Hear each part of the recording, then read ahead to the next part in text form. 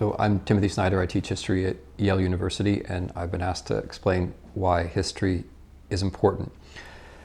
I'm going to give 3 reasons, but at the very beginning, I want to make a rather simple point. History is all we've got. Everything that you think you know is historical. Everything you think you know comes from past experience. And so the question is, what do we do with this past experience? How do we process it? Are there rules? Are there better and worse ways of understanding the past? And what history proposes is that yes, there are rules, and yes, there are better and worse ways. And that history, like other professions, other disciplines, other ways of going about science, provides us with a kind of grounding. Now that's my first lesson, or my first idea about what history does. History grounds us.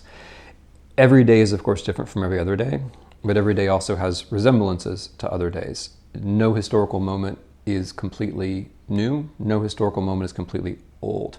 History grounds us, or maybe better, it braces us. In moments like now, I'm speaking in early 2017, we might think these terrible or these frightening or these surprising challenges that we face are completely new. But they're not. They're new in some respects. They're familiar in other respects.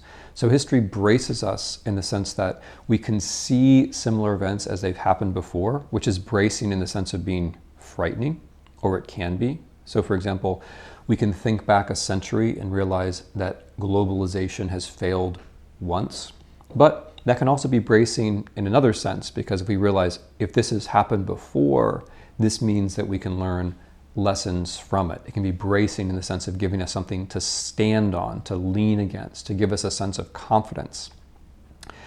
The second idea has a lot to do with that confidence. The second idea is that history teaches us about freedom. So in America, we talk an awful lot about freedom. It's a bit cliched, but in difficult times especially, it's important to ask, what does it mean to be free? I personally think it's very difficult to be free without history, because it's very difficult to be free without knowing about constraints. History is about structures. History is about how things fit together or don't fit together, about how things can fit together or how they can't fit together. And so history, when you've got it, gives you a kind of freedom of understanding. It gives you a better sense of when you're being lied to or not, which can be very important. But perhaps even more important, history, by teaching about structure, about patterns, tells you how you can get through or around the structures, how you can get behind and maybe change the patterns. And in that way, history is about freedom. The third point that I wanted to make about history, the third suggestion, is that history is about ethics. So a good history book provides a sense of a moment, right? Not a snapshot exactly, not a story exactly, but a kind of portrait of a moment, a story that goes forward in time, that has a kind of logic to its beginning and its end, which has a kind of internal cohesiveness. We're always living through a historical moment.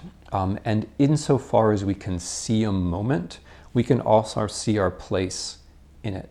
And if we see our place in a moment, that means that we see our responsibility, our very real, our very true, our very powerful responsibility.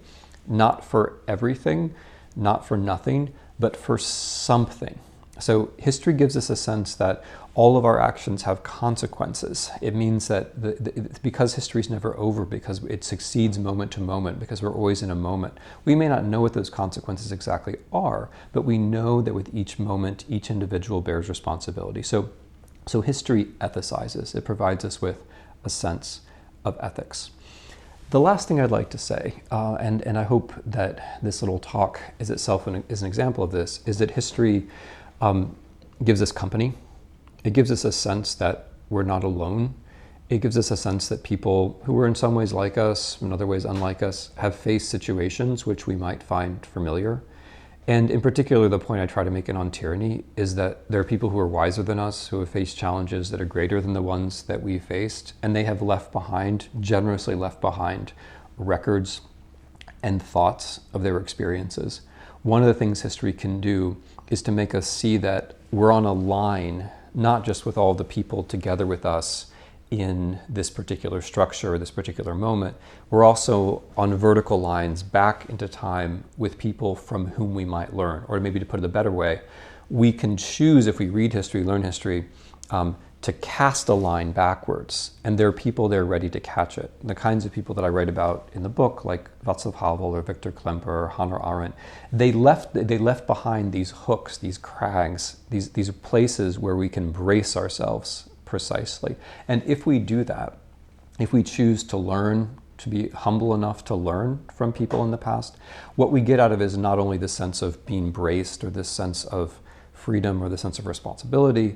What we can also get out of it is the sense that we're not alone, the sense that we have a kind of company, that there are lines that connect us with people, not just the ones we see every day, but with people in the past. For me, those things are all very valuable, and I hope that for you they will be of interest as well. Thank you very much.